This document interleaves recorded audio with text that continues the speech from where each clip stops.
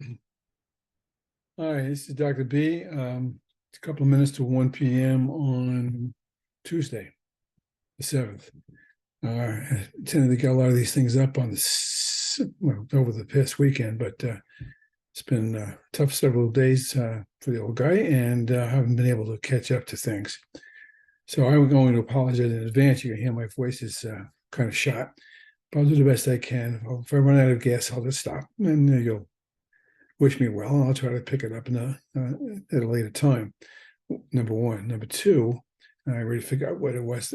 I don't know if this particular video is going to be all that well organized. Please don't hold me to account on that. I'll do the best I can.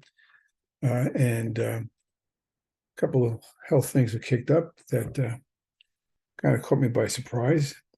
Luckily, the doctors are on it, and we'll see where things go as far as that's concerned. Now, not to sound like a doomsday kind of person, but I'm not a doomsday kind of person. But if things heat up a little bit for me in terms of what the doctors want me to do or not to do, I'll figure out a way to get the word out to you about my status. But right now, I expect to be ready to go and move things through along the way. Just be patient with me, not so much for this particular video, but more nearly for the assignment responses. I'm not great at that anyway. I know I do get them all done, but when I read them all, I'm always doing the best I can to feed you more information, provoke you with other things to think about. Not sure I'll be able to do that, at least in this particular video, or against this next week or so, maybe into the end of March, one way or another, but we'll see. Anyway, so that's the first piece of order. And then I'm not crazy about my agenda. I'm going to, because it looks a little convoluted to me. And if it looks convoluted to me, then it's got to be doubly convoluted to each of you. So if something throws you or you're confused about something, do not hesitate to call me. You have my number. Text me. When you text me, just tell me who you are and what class that you're in, because I have several classes this semester. And then the other, and just tell me what course you're in and what the question is now, or if you need any kind of help at all. As I've told all of you, one form or another, in different ways. So I'll be happy to help you. Enough said. So I'm going to post this Zoom, rather this video up, one more time. I'm going to post up this agenda, and it's a little shaky to me. So I'm going to just be patient with me as I try to sort out what I wanted to have happen for you. Enough said. So let's see how things look like.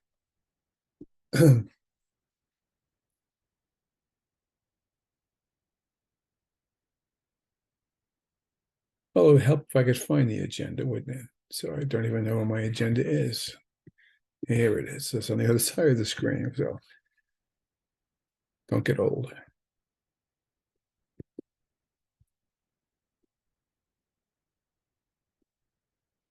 Okie doke.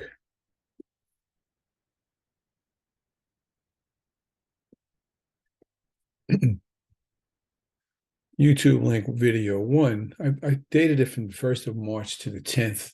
Then you may see something else that says the 4th of March to the 12th. Don't get crazy about those kind of things. Around now. Today is the 7th, and it should have been up on the 5th. But again, there wasn't any way that was going to happen on the 5th, in truth. So where this goes is there'll be a video link to what this video is about. I also kept a video about Finland. I know we used it in the last week or two. It's kept it up there in case you wanted to be able to refer to it easily. So I'm not sure we're going to use that particular video in today's lesson as such, but I did leave it up, as well as leaving up these videos about needs assessment, about 5 whys, about fishtail diagrams, and SWOT analysis, all those things. Excuse me. All those things have to do with tools that you may be able to use to assure yourself that your final project for the course will be replete with the things that it needs, not only to handle yourself in terms of the project leader expectation, but also be able to provide the right kind of mastery to for you in order for you to complete the certification requirements and the exams and all those kinds of things. And to tell you the truth, I'm being kind of arrogant about it, as well as kind of smug about it, by saying, when I'm finished with the tools that you're going to have, you'll be in the top 5% of all administrators, not just St. John's University, 5743 students, but rather all administrators practicing or wannabes like you are, because not everybody has the skills that I'm trying to enable you to use in conjunction with the Project Lead Apprentice, in conjunction with the readings and so forth. So enough bragging. So those first pieces are just tools, and we'll add them along the way to help you get better at that particular assignment. And this video link was up there as well the other day, or the last week, in week 6. I left it up because I'm going to use it more carefully today. I think it's a great article. It's not a video, it's an article that you should be paying attention to. Now, all these things in yellow, I think you know that I do, I mentor, I think 19 different dissertation students in varying forms. And one of my students, whom I'm going to meet with tonight, is actually an administrator of a bilingual program. And I'm helping her do a dissertation on the value of bilingual programs. So I said to Anna, yeah, I need a little help. What have you got in terms of integrating of methodologies that you think that would be helpful for project leaders like yourselves to have? So she was kind enough to offer me 2 links. The bottom 2 links are one that says SIOP, SIOP, and the other one beneath that is something, it's kind of a booklet that comes out of Eastern Suffolk BOCES, which is on Long Island, in case you don't know what Eastern Suffolk BOCES is. Because most of you from the city are not familiar with BOCES. BOCES are in New York State, other than in New York City, very, very important regional improvement agencies and service agencies for all the districts in their zone. And they put out BOCES do a nice job of putting out a lot of great skills and information and staff training along the way. And Anna was good enough to give me these last 2 links. The one called SIOP, I never remember what it stands for, but we'll come back to that later. And the other one is sort of like an overview of dual lingual programs, which doesn't mean that I'm necessarily advocating dual programs for you to offer into the plan you're putting together. But I think they'll give you lots of things to look at. So we're going to go through them. I'm not sure how detailed I'll do necessarily today. I may piece it in along the next couple of weeks. But that's some good material. And this other one is also a great one, I think, because and I may have said this to you before. I hope that I did. It sounds a little smug too, and I apologize again. But in my mind, any administrative preparation program in any college has some priority courses that you really need to master. In my mind, the supervision course is the course you need to master. After all, administrators of any program, whether it be STEM or bilingual or anything servicing ELL kids, special ed, we can't think of any new program that's out there that to which this can apply. I lost my train of thought. Give me a break. A minute. Need to have strategies to embed into their planning, and not just anything that just pick off a tree. Can't begin to tell you how many times, I'm talking metaphorically, when people go down what I call the Walmart aisle that says, in your case, ELL learners, and look for the prettiest box and pull it over. So this looks like a great program. We'll use this without truly examining it and knowing what to examine it for. It's unfortunate because what I call that, taking this from a book called Thinking Fast, Thinking Slow by Kahneman. I forgot his first name, Kahneman. He's a Nobel Prize winner in economics. And he came up with this premise that people don't like to think slow. slowly. He said slow. So if I said to you, who discovered America in 1492? Snap your fingers, it's Christopher Columbus. Now, whether he really discovered America is a slow question. If we said, who discovered America? That's a whole different conversation. And you have to think slowly about that and really kind of weigh what evidence you have to draw your own conclusions. On whole, with the W, people, all people, not just old college professors or graduate students like yourselves, don't particularly like to think slowly. It makes your hair hurt, no pun intended. It's easier to think quickly. The trouble with that is that sometimes it's altogether correct to do that when it's a fact question or something really that requires a quick answer, but a superfluous one or a superficial one, rather.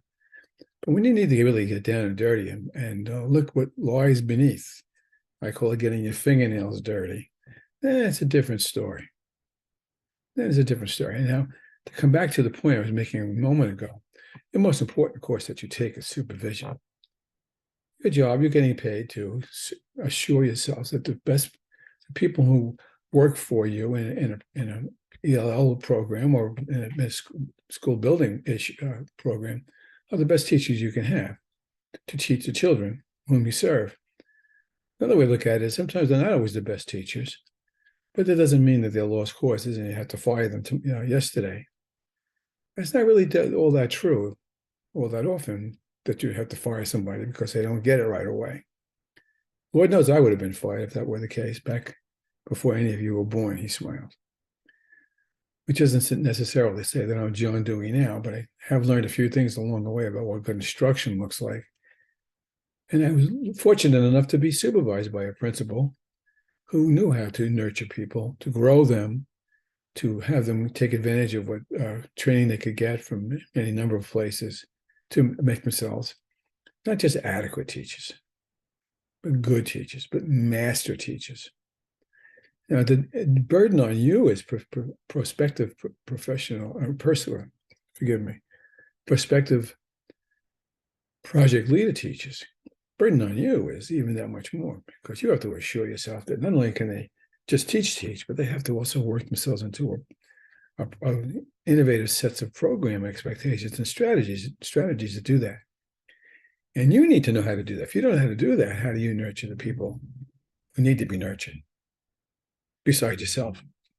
And so you really need to think about those things. And that's why this little APA exercise that we have here has that much bearing, but not necessarily in the case of this course, because supervision of teachers, nurturing of teachers, growth of teachers is really the proper purview of the supervisory course professor, and then some. If you think one course is going to teach you how to do that, that's not going to happen. But a good course with a good professor is what you have to insist on for your own growth. Second most, I think, is this course, the planning and preparation. And again, double responsibility because we're also talking not only about broadly planning and preparation and introducing change, we're also talking about well, I'm sorry. We're also talking about planning and preparation, learning how to make change happen. Again, people can't snap a finger and put the changes in that you're putting into your plan. All the more reason to understand what supervision is about, though, in this particular first YouTube. It's really good. It's well done. And I urge you to take a look at it and use it wherever you think is worthwhile. I'll probably come back and mention those things again, because those are the key pieces, these four. I mean, I guess I should make this yellow too, so you can see it. Let me go from there. Now, in terms of housekeeping, there's a journal assignment for the week of 3/12, which essentially says, watch the bilingual instruction link before and then do what we call a PMI. Tell me what the pluses are. Tell me what the minuses are. Tell me what you think is interesting to know more about.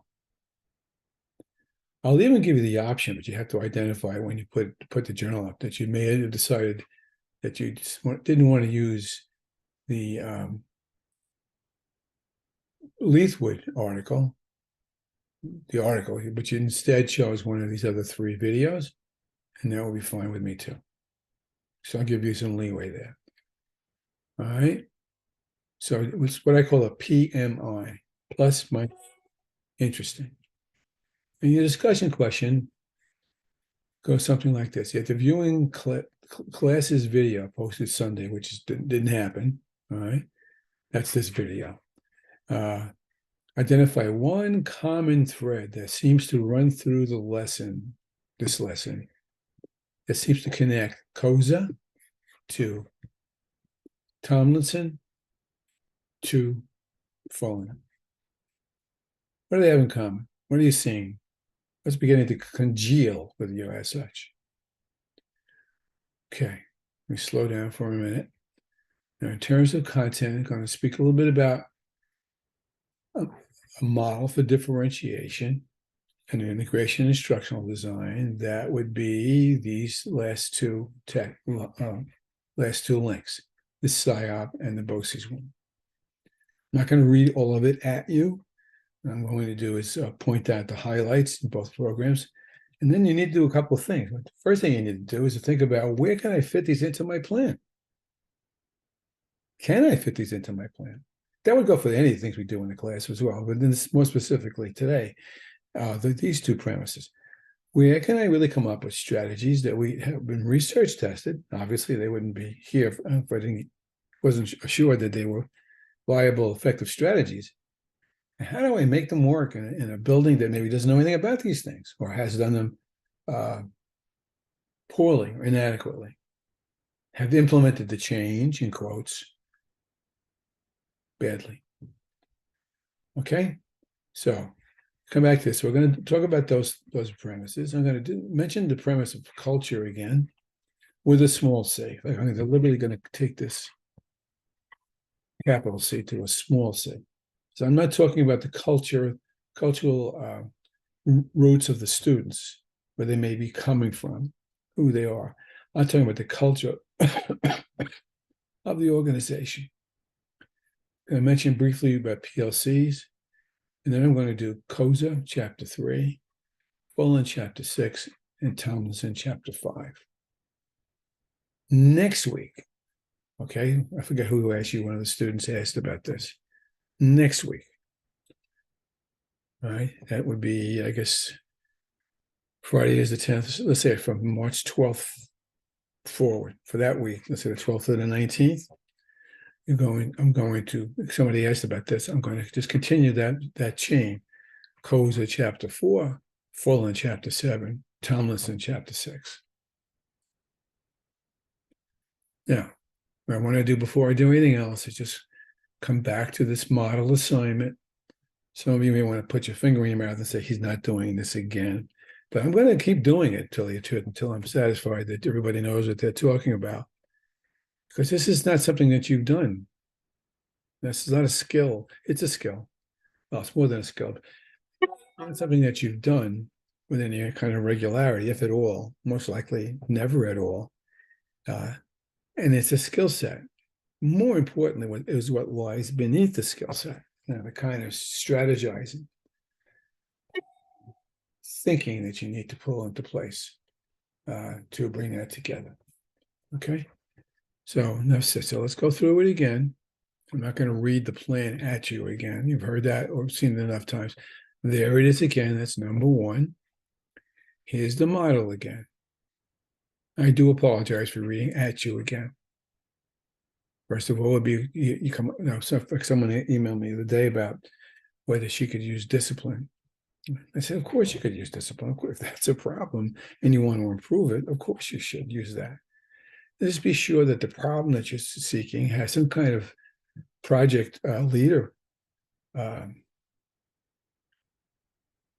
effect. I'm not sure that's the right word. Could be affected by the project leader program. Let me take that back. Your prospective ELL program could be affected by the issue. Certainly discipline could affect the quality of the program. Or if you want to go wider, if you want to think of it as something that's a building-wide thing that exceeds the boundaries of project leader, that's fine. I'm good with that. But I would urge you to try to keep it in with the project leader thread as a major thread in the fabric of what you're trying to do. Again, you begin with a problem. We'll work with the discipline problem for a moment. Hey, this discipline is bad. Maybe it's, this suit. I'm going to throw a few general symptoms at you, not causes, symptoms. One cause could be that teacher climate is not great because they don't feel as though the administration is supporting them. Another symptom could be that principals don't think they should have to discipline every child, and in fact, the first responsibility for discipline, as I happen to believe, should begin with the teacher. If it doesn't work with the teacher, then it comes to the principal, unless it's a heaven forbid. But the great 95% of the issues that come in front of a teacher should be solved by the teacher. You're getting paid to solve those questions, presuming that you're trained to do those things, to how to handle them. If that doesn't work, then you come to the principal. Hey, I tried this. I called in the parent. I talked to the child. I had the two kids talk to each other, whatever the issue was. So the two symptoms right there, but they're not the causes. The causes are deeper than that. Right? The causes are always deeper than this. Family, environmental issues that you have very little control over. And then when people say, well, I can't control the family environment, so I might as well just give up right from the start. No, there's ways to handle that. And that goes back to those 5 whys we spoke about up above. Now, the first strategy, let me go back to the template. And it's just a template. You see, there's a vision. I made it up. It's not great, but it catches most of the kind of things that you may want to put in there. The vision, mission, insofar as the ENL programs and students are involved within the context of multi-age classrooms must be provided. That's probably too broad, right? But it's an issue. Like the lady who emailed me about the discipline, I say, discipline issues have affected instructional issues and climate issues and culture issues in the building. And it's affecting everybody's ability to get the job done, work, and have the children effectively learn. So the goal is to get to the bottom of it and to come up with ways to reduce the discipline issues. Eliminates too strong a term. Reduce is probably a better verb. Now we go to strategies. Let me bring this whole thing down so you can see it in one block. Now we go to strategies. Notice there's nothing here. Now, you could run a strategy for this goal, or strategies, plural. You could have had 3 C's in there on purpose. Of course, I meant to say you should have at least 3 criteria to be able to evaluate whether the strategies you put in place will work. People tend to skip the timetable, and I understand that because if I have a weak muscle in this, that's the one I have a weak muscle in. Nonetheless, it doesn't mean you shouldn't take a crack at it. So essentially, I'm saying, what's the sequence? What comes first, second, third, fourth? What's the sequence? So that would be the timetable. Resources are almost always money, but I hate that people, I don't want you to just put money in that column. I want you to talk about expertise, training, time. Those are resources that you need to marshal. And sometimes rob from Peter to pay Paul to do that. The next column is, and I deliberately made it yellow, is one that isn't always in every strategic planning template, but I always put it in the templates I do when I consult. And what are the obstacles? What are the yes buts? What could go wrong? Now, I'm not asking you, he shouted, not yet anyway, to fix the obstacle. I'm just saying, this is the obstacle. Resistance to change. No money. Ineffective principal. Teachers who don't care. Teachers who are too frustrated to care. Identify your obstacles. You can't get to the bottom line on any of these things unless you do that. And as far as this last column, that's probably the easiest column. Who's responsible? If this were a real strategic plan, you would be identifying names: Mrs. Smith, Mrs. Jones, Mr. Jones, Mr. Smith, Sister Smith, whoever it may be, but not in your case. Just put the title of the people you think should be doing it. The PTA. Don't say the teachers, because there's 50 teachers in your building. That's just too vague as such. So you need to understand these categories. Vision. I'm sorry, this one really is, I guess a better way to call it would be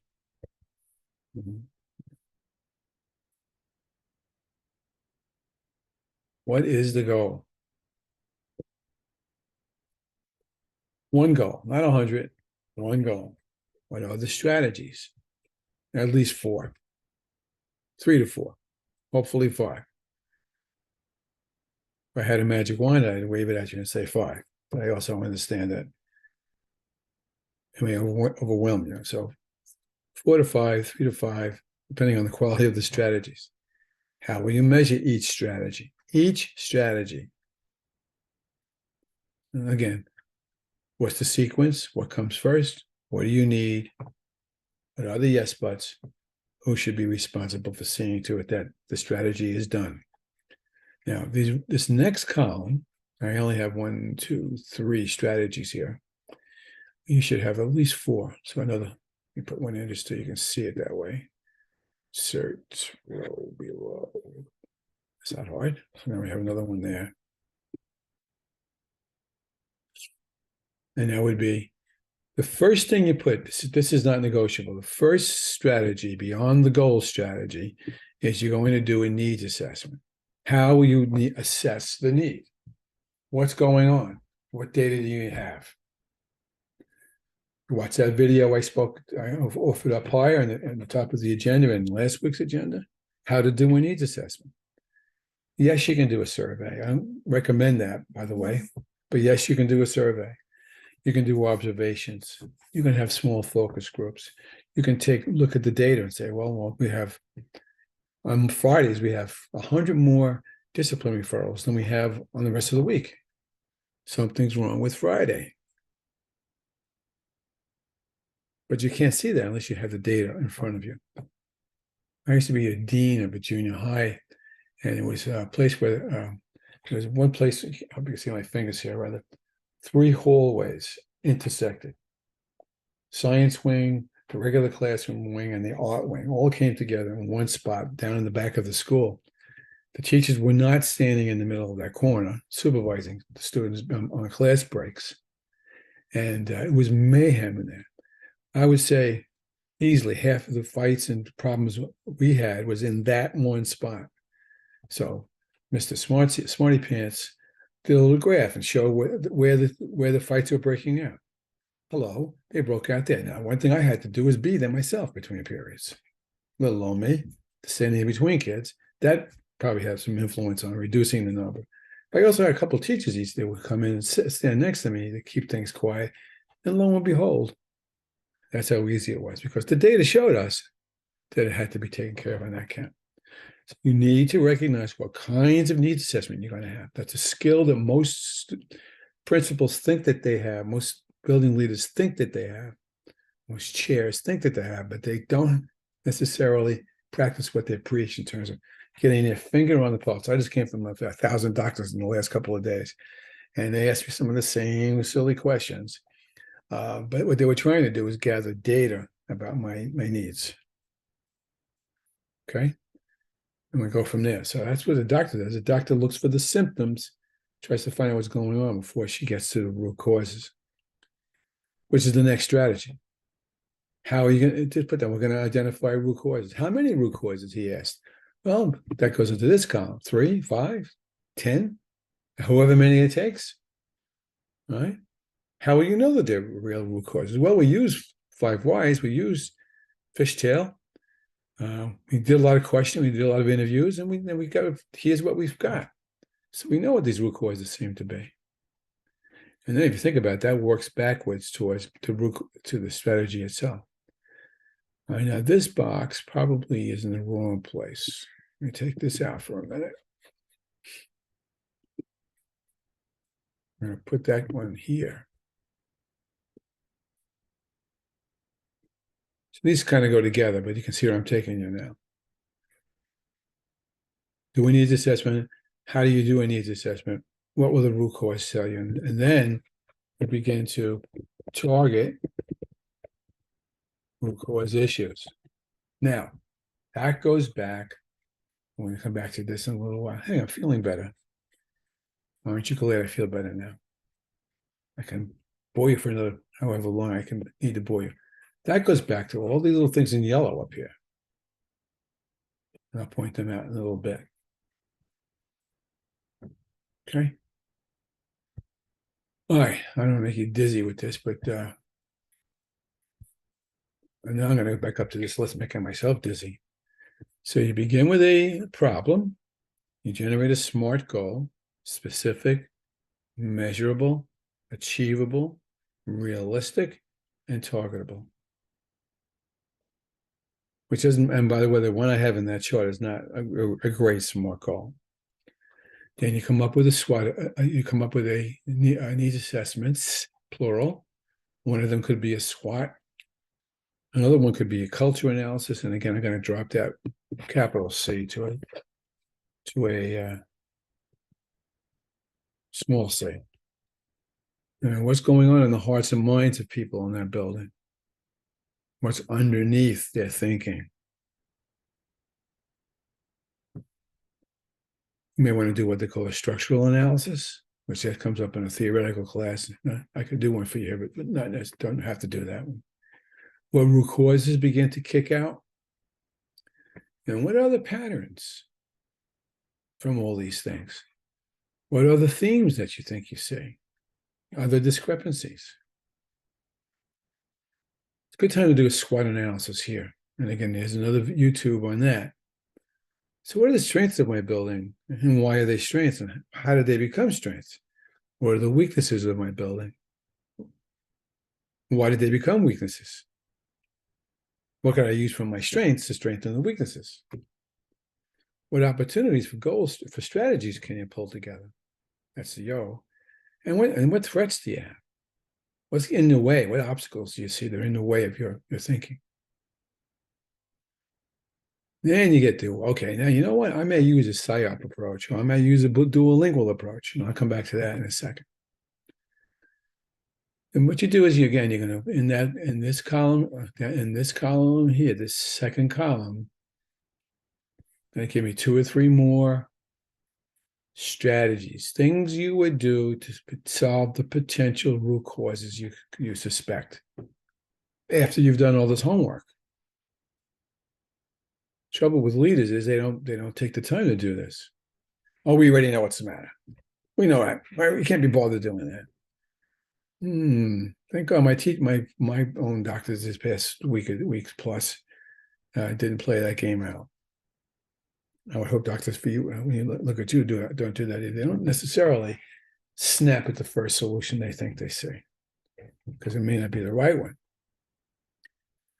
All right, so, and then there's number 9, carefully identify formative, that is to say, during the implementation of the strategy, and summative, that is to say, at the end of the strategy, when the strategy is completed. How will you know how to evaluate it? How will you know whether it worked? Well, we had fewer fights in the corners of those three hallways. That's how we knew. All right, you got to try to pinpoint the people who are going to help you do that. And enough said. So that's, and I apologize. I'm going to do this again, just so you know that. I'm going to do it again, but I wanted to get that. I'll probably start picking my places a little bit more carefully. I want to make sure that this is out in front of you as you walk through to the back half of this course.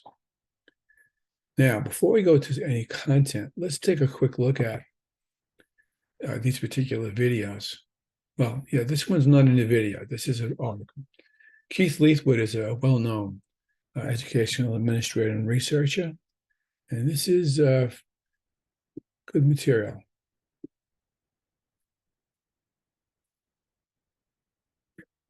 That's not good material. That's not what I want.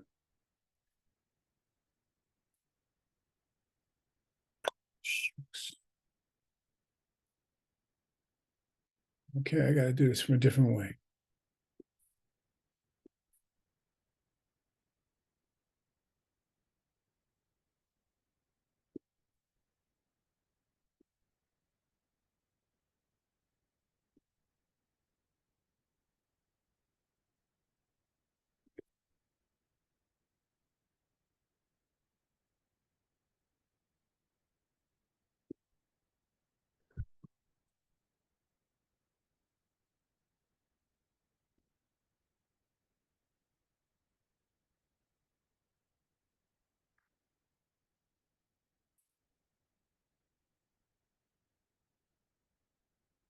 Nice word here. Turn around schools. By the way, it's mostly about Canada, but specifically Ontario, Toronto, Ontario, which is the subject of reform, as you know, in the Fullen and Hargrave's book. So I'm not going to read all this at you, but it's a great explanation of what these folks did to turn the schools around rather quickly, too. Now, I'm only going to pick just one out. I'll pick number one out. Here we go. One of the strategies they put in place to turn around the school was to get better principals. All right, and I'm not going to read all of that to you, but there is no surprise evidence, mostly from non-school organizations, which raised leadership as a major factor accounting for special turnarounds, successful turnarounds. They found that all four dimensions of leadership were significantly and strongly correlated with school improvement initiatives and changes. That's a duh. You kind of know that one, but they affirmed it in their research. Core leadership practices are the keys, and they're spread around and made consistent around the whole building and so forth. I'm not going to read all this to you. You can see that you could take any of these and plug them right into, most likely, some of those strategies you're thinking about. Now, in the case of the young lady who asked me about discipline, I'm just going to see where. Well, I'm going to go with one that just, you may not necessarily think about. I would say that developing people is a strategy for success in reducing disciplinary issues, not eliminating. I'm not going to lie to you about that. If I train I hate to give you a war story. I mean, again, I was a dean for a long time. I was a principal a longer time. And just about anything else you can think of besides a custodian, although I supervise them too. And that would be that you got to be sure that the people you work with you and for you have the skills that they need to work with you and for you, and vice versa for that matter. You for them as well as them for you. And sometimes they need to be trained. It's as simple as that. There's all kinds of training programs out there now for discipline. One I can think of right now that's getting a lot of press, and I'm not necessarily advocating, but it seems to be pretty effective, is something called restorative justice, which I know is, I'm not sure if it's citywide altogether. I know it's getting a lot of attention in the city schools and out here on Long Island as well. So that person who's looking for a solution to, one solution, one strategy to solve the disciplinary issues, that would be one to look at. Okay. Sometimes you got to reorganize the school.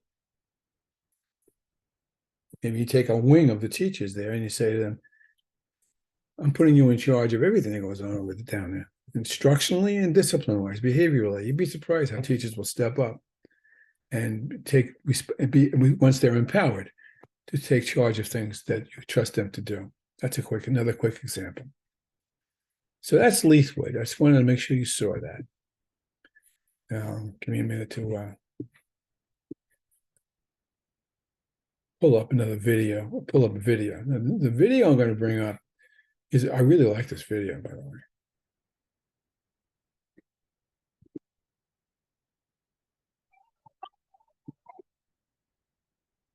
Again, don't want to make you sit here and watch me show you a video, but I will say that this video is a terrific.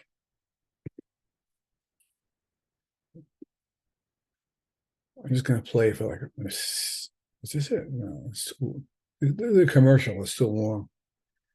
This particular video is a professor working in a model classroom, observing teachers working with children in a bilingual classroom.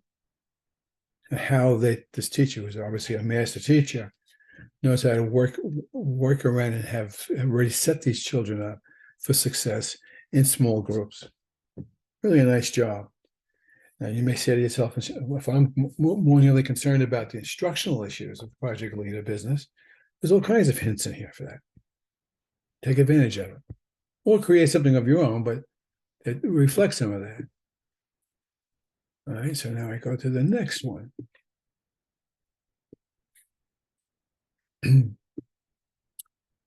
Okay, these next one, neither of these are videos. I'm just going to show you what they are. And this is materials that one of my doctoral students shared with me. I'm familiar with both of these processes. Something called PSYOP, which has to do with, you can't see it yet. I mean,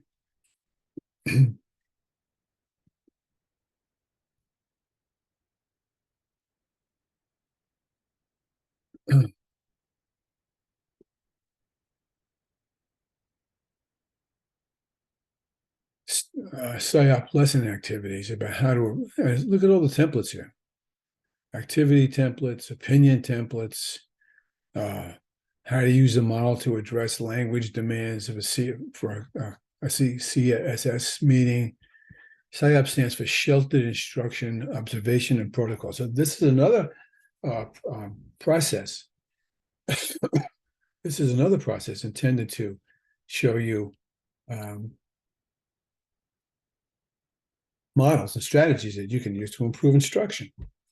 All kinds of great material here. Really nice stuff. Goes all the way from pre-K all the way up through 12th grade. So feel free to use anything in here or any idea from it for the benefit of your action plan, presuming that your action plan is about instruction and achievement. Maybe it's more nearly about behavior, as the lady who emailed me the other day about, and even then you probably find something that will work for you. Okay, now the third. Oh, somebody's running out of gas. Give me a minute. Where is it? I will find it. There it is.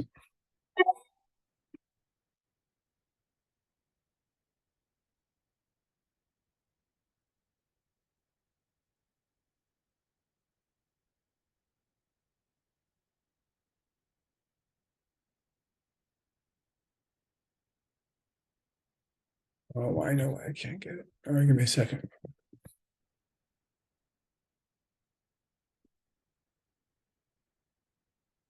I have it now. This is a PDF. It's not a video.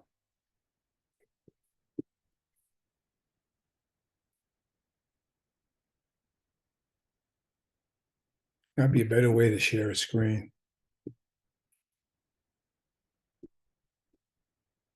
Now, this is more specifically slated toward bilingual, but not really. You can see it's about co-teaching and collaboration. You might think the root cause issue of your failure to motivate children or get children to effectively master their content and skill needs growth issues is to the fact that they don't know how to collaborate with each other. You'd be amazed how teachers don't know how to talk to each other. 95% of our teachers don't ever talk to another teacher while they're teaching because it's almost always a one classroom issue. Not always, but and so when you put teachers together, which is, by the way, another strategy you could use. You may say, okay, all my third grade project ELL teachers are all going to have third period off for preparation, and they're all going to meet with me once a week. I want to teach them how to collaborate with each other. And this is, again, out of the Regional Bilingual Education Resource Network, tremendous amount of material. even look at this little graphic here. But how do you define co-teaching? What's your role in co-teaching? What does it not look like? What does it look like? And you can see how you can get some people to talk to each other. And what do co-teachers do? And there's a video on that. And collaborate, co-labor, work together. A little different than cooperate. Operate means we work in the same room, not necessarily working together. So it's all there. I'm not going to read it at you. You can find all kinds of ideas here to make your point, to work these things through. I'm going to slow down for a second and regroup. As I come back to my video, I have to share this again. And you know you're going to have this agenda. I hope today. Of course, I have to take a nap after this is done. I like to laugh at my own jokes. So now we've gone through the expectations for this week and for next week. I've gone over the model again. Now I've plugged these ideas potentially into the template. Up to you. Up to you. Or, hello, by the way, feel free to use anything you find from Dr. Coates' book. Okay? All right, I'm going to stop. And I'm going to just real quickly remind you that today is the March 7th. So not this weekend, next weekend is that conference out in Wading River. And for those of you who live in Queens and may never have heard of Wading River, Wading River is out probably just the past Riverhead? No, it's before Riverhead on the North Shore. It's a beautiful area. In terms of Suffolk County, really a nice area, very, very, not really as rural as you may think. They're running a conference out there to talk about the parent engagement premises that you're responsible for in order to successfully complete the Project Leader program. And what I had done was a couple of weeks ago, if you recall, I offered there's 2 or 3 of you who are actually presenting that day, and I'm waving them off on that assignment they had to do for parent engagement. But all of you have the option to be part of that in one point or another if you choose to make it an internship activity. By that I mean that you go back to the building that you are interning in and say, hey, I just want to get the word out. Show me how you got the word out, how you communicated with people, obviously in cooperation with your principal. And I will give you credit for that, for your hours spent. Okay? So I'll say it one more time next week just to remind you, so I don't want you to forget that it's the case. Okay. These are my content goals for today. I'm doing a different video on that. All right. I'll do that tomorrow. Otherwise, you'll fall apart, and I will too. So I will come back tomorrow with the chapters I noted before, and I'll do something brief on that. But I will tell you that, in my view, the Koza book is carrying the ball in terms of effective strategies for change, and also in terms of effectively showing some really radical ways to change too, which is refreshing in some respects. And then the other part of that would be that you could also look to Fullen and Hargreaves, the Professional Capital book, and look to Tomlinson and our World Class Schools book, and see how these things come together. I don't know if it's necessary for me to point them out to you. I will do some of that tomorrow, but I'm not going to take it any further than that now because I got to stop. All right. Enough said. I appreciate the fact that you heard me ramble a little bit, and I think I was hope that I was able to give you plenty of things to work with to make this course an important part of your own growth to be effective leaders, first of all, project leaders, secondly, educators, thirdly. And maybe they don't even go in that order, but they certainly are the three pieces that come together. The nice thing, I'm going to just one more comment. And always have some students say to me, one way or another, any course that I teach, and it doesn't make me a great professor. It just means people just come to realize that even if you didn't want to be an administrator, you say, this is just not for me. Well, actually, my daughter was in the project leader program several years ago, and she quit after two courses. One of them was because she had my class, and she said, I don't want to do this. I don't want to be a leader. It's not my thing.